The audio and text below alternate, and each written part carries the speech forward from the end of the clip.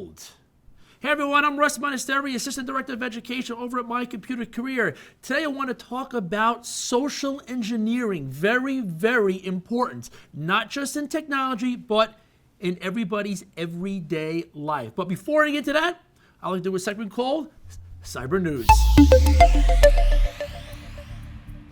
Baltimore County Public Schools tweeted, BCPS can now confirm we were the victim of a ransomware attack that caused systematic interruption to network information systems. Our BCPS technology team is working to address the situation, and we will continue to provide updates as available. For now, please don't use BCPS devices. That's from the Baltimore County Public Schools. I do hope that they do recover quickly. They did put out a statement yesterday stating, do not use their equipment, just use Chromebooks for now. Okay? How would you, as an IT professional, address a situation like this? Okay. Also in the news, zero-day bug discovered in Windows 7 and Server 2008 R2 operating systems. Yes, they are old, but there's still a bug out there. Security researcher Clement Labro discovered a local privilege escalation vulnerability. Basically this. There was a misconfiguration in two registry keys that allowed an attacker to elevate their privileges on any Windows 7 and Server 2008 R2 machines.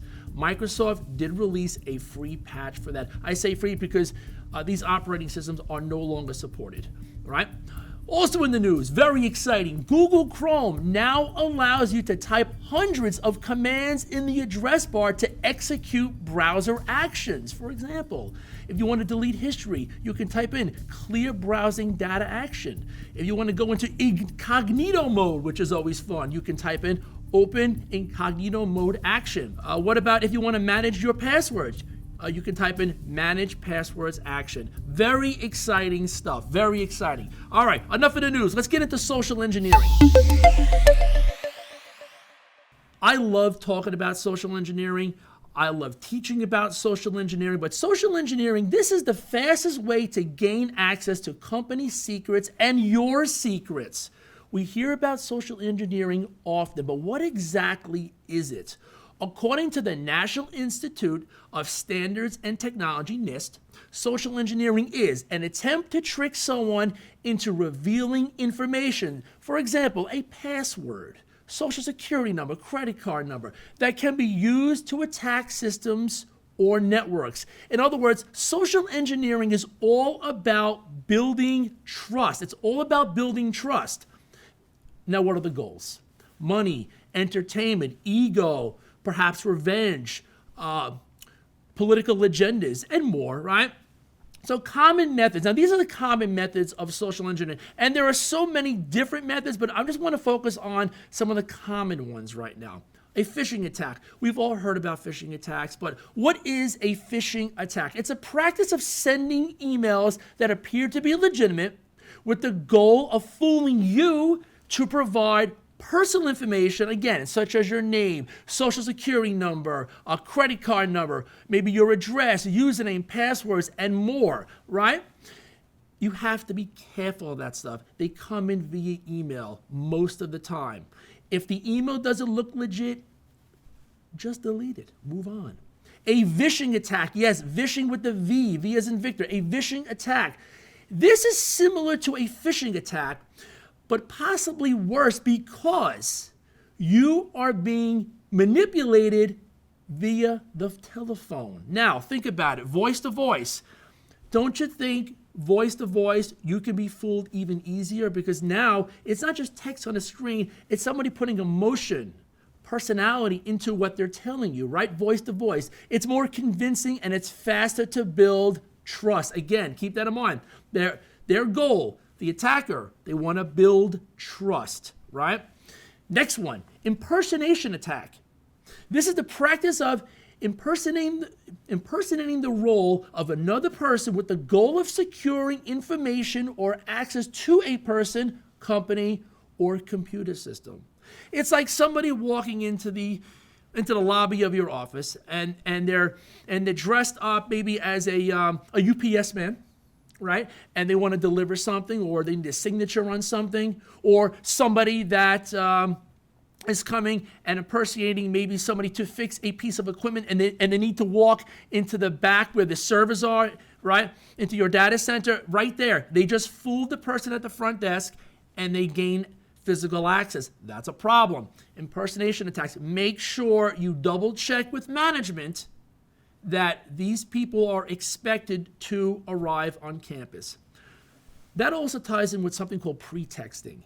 Now, we don't often hear this word, but it ties in with the impersonation attack, pretexting. It's developing a story to convince or build trust with the victim for the victim to provide the necessary information to the impersonator to execute an attack. Again, I come in, I'm that repair person, and I'm feeding you some story that I made up. Of course, the story is all planned out, but I'm feeding you a story, again, to build that trust. That's called pretexting, right?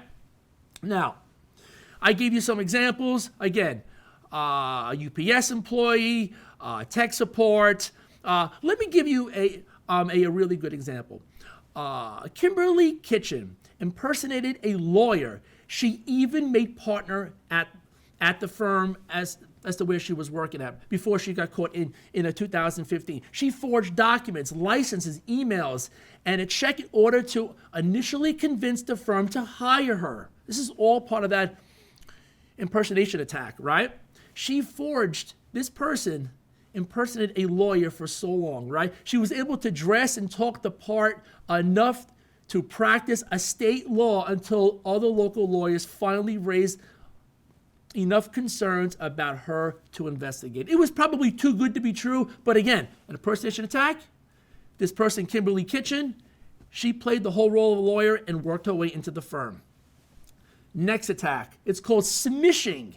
This is a very interesting word. We don't often say it, but smishing attack. This attack is using text messaging. It's basically using text messaging on the phone. And trust me, I've received plenty of these before where you get a text message that comes in. It seems very legitimate, but they're trying to lure victims into immediate action, such as maybe downloading a mobile malware, visiting a malicious website, or calling a fraudulent phone number. They know that people respond quicker to text messages compared to the actual phone or email.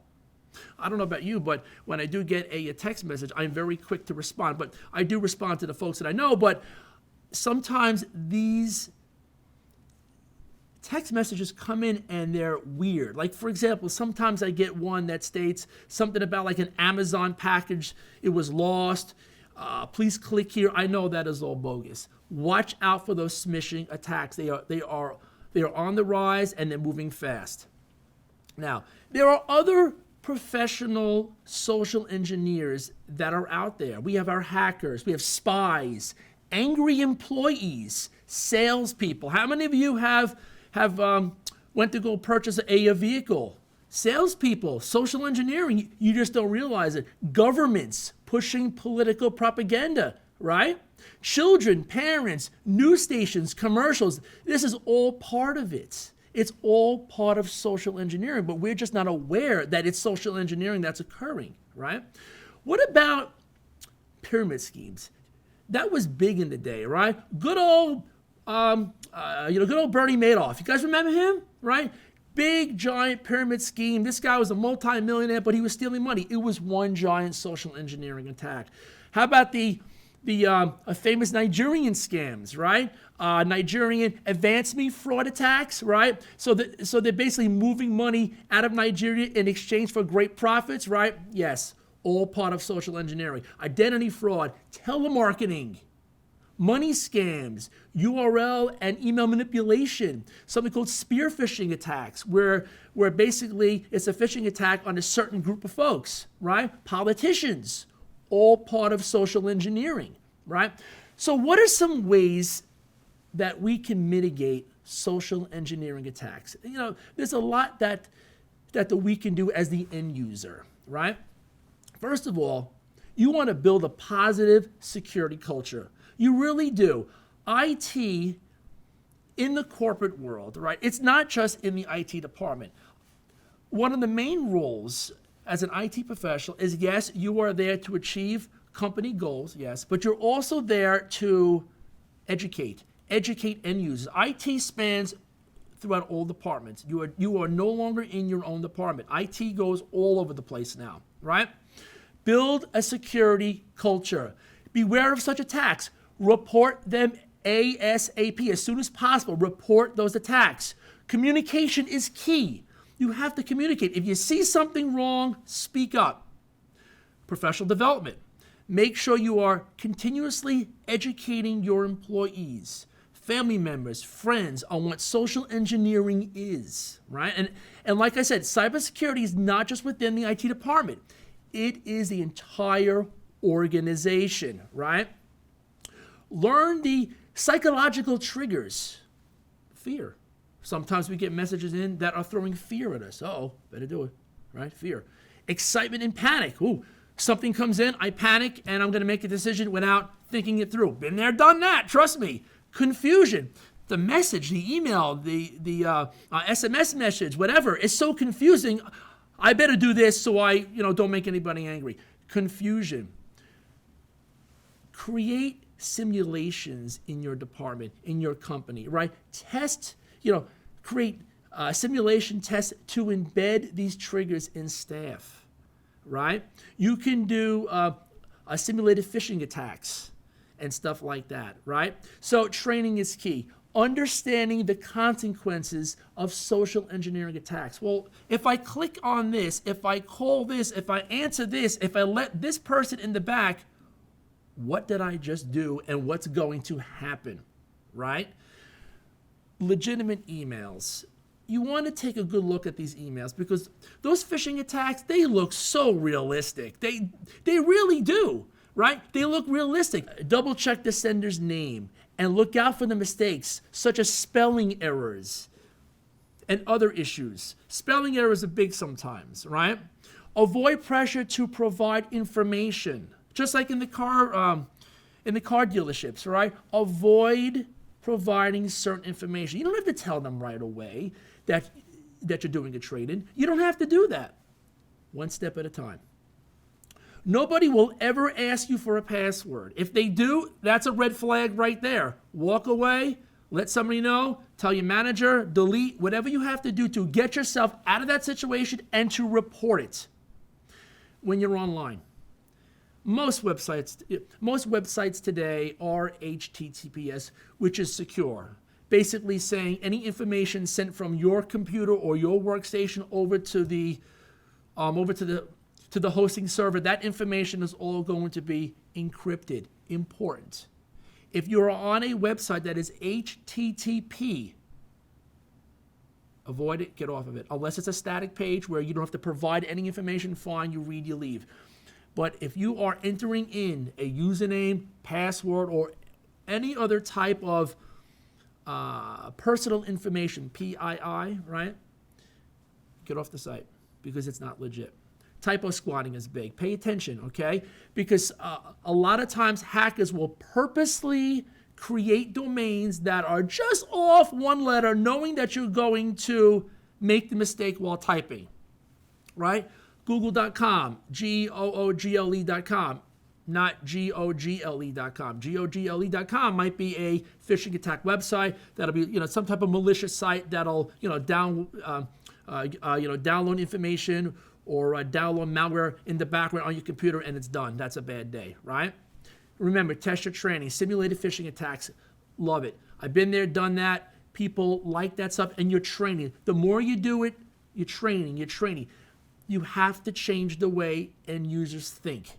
Once you do that, then you are one step ahead of the attacker, okay? Now, what about technical safeguards? Now, we talked about those soft skills, but you can also put in technical safeguards, right? Firewalls, antivirus, anti-malware, IDS, IPS systems. Whitelisting is big. Patch management, huge. The problem with patch management is this. When Microsoft or any other vendor puts out a patch, The attackers already know what the patch is, and they know the vulnerability that's going to be patched, and now that's what they're going to zone in on. Unfortunately, patch management in a live environment, in a live production environment, can take weeks. It could take months before that patch is even in place, depending upon how your corporation operates. Try to stay on those patches as quick as possible, but of course, patch in the testing environment first, and then roll it out to the live production. Configuration management, huge.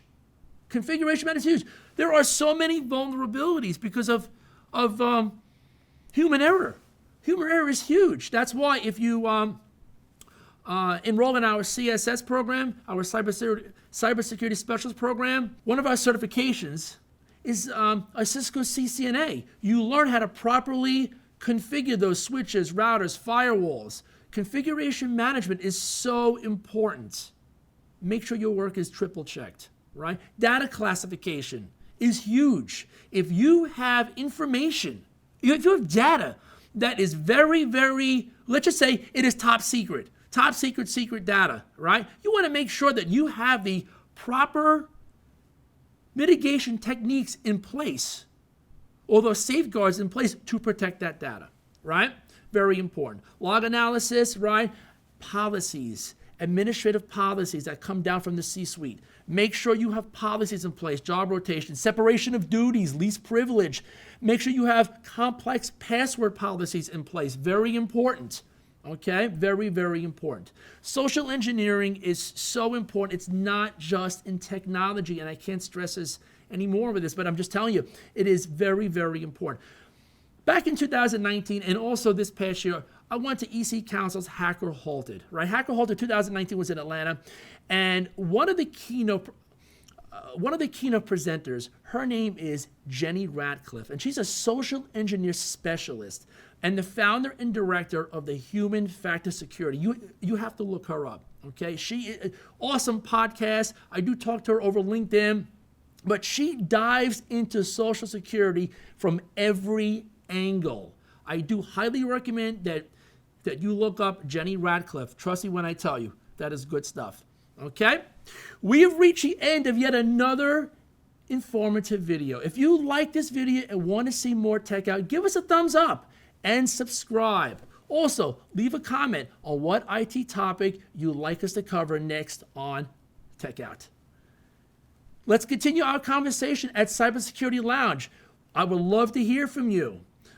Let's wrap it up with Eugene H. Spafford. He said, the only truly secure system is one that is powered off, cast in a block of concrete, and sealed in a lead-lined room with armed guards.